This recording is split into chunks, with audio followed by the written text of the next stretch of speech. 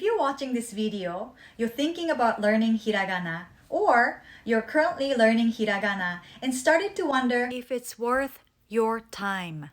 Hello, smart learners! I'm Akane, and in this video, I'm going to be talking about 5 reasons why you should master Hiragana. 皆さんこんにちは。日本語講師をしているAkaneです。今回のビデオでは、ひらがなをマスターすべき5つの理由について話していきたいと思います。Feel free to skip some parts by clicking the time codes on the bottom of your screen or in the description below, because I know you're super busy. So let's dive right in. So here comes reason number 1 of why you should master Hiragana. It's because Hiragana is the basic Japanese phonetic alphabet, or syllabary, and there's only one way to pronounce each letter. Yes, only one way. So say for example, this one represents a sound of a, and there's no other way to pronounce it. Whereas this one in English can be pronounced in many different ways depending on the word, such as a as in April or a as in ant. Even though I memorized all of the English alphabets, I cannot communicate by just stating each letter. But in Japanese, that's exactly what you do. And think about this way, if you master all hiragana, you'll be able to pronounce everything to communicate. Because there's only one way to pronounce each letter, and you can form a word by pronouncing letter by letter. So that means this is hiragana I, and this is hiragana nu, and pronouncing letter by letter to form a word, inu, and there's no other way. Whereas this is dog, but when we want to talk about this, of course we're going to pronounce it as dog to communicate, right? I hope that makes sense. So that leads to reason number 2, pronunciation.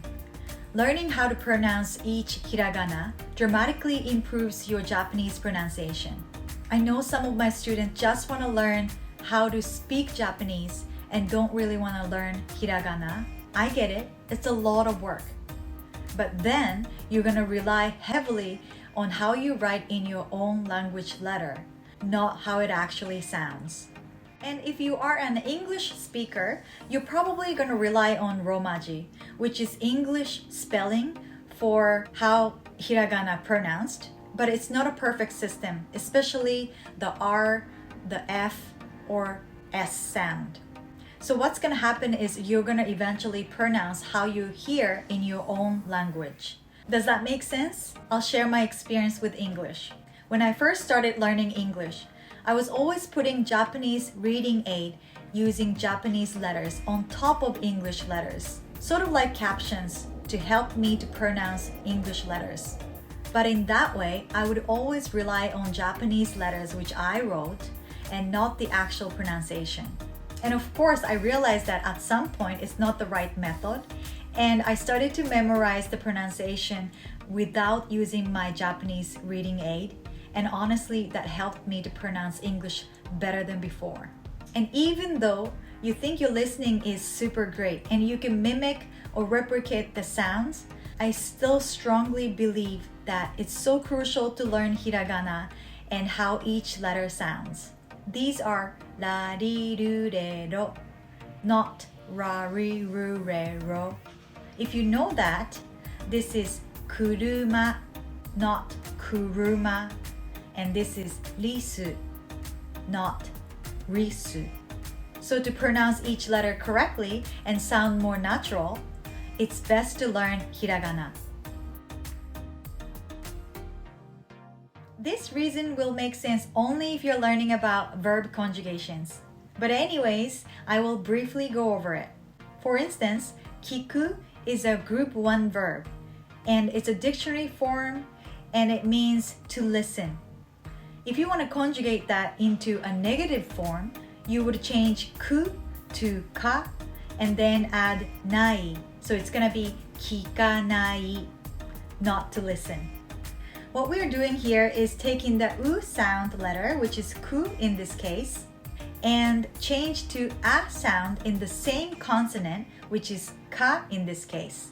So it's going to be easier to figure out how to conjugate once you know all the hiragana. Couple more examples for you. Nomu, to drink. Change mu to ma, and then add nai, nomanai, not to drink. Hanasu, to talk. Change su to sa and add nai, hanasanai, not to talk, to form a negative form.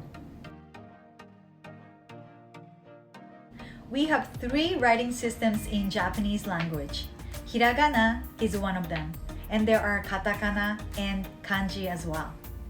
Hiragana is mainly used for particles and conjugation of words with or without kanji. Katakana is used for foreign origin words, and it's another set of phonetic alphabet, just like hiragana. So, once you learn hiragana, then katakana will be very easy for you to learn. It's just like uppercase letters and lowercase letters in English. Once you learn uppercase, then lowercase will be easier for you to learn, right? And last but not least, kanji is a set of logographic symbols that have meanings. And generally speaking, it's the hardest one. However, if you master hiragana, you'll be happy to see small version of hiragana on top of kanji as a Japanese reading aid. We call it Furigana. Of course, not all kanji would have Furigana on top, but you would certainly see Furigana in Japanese comics, for example.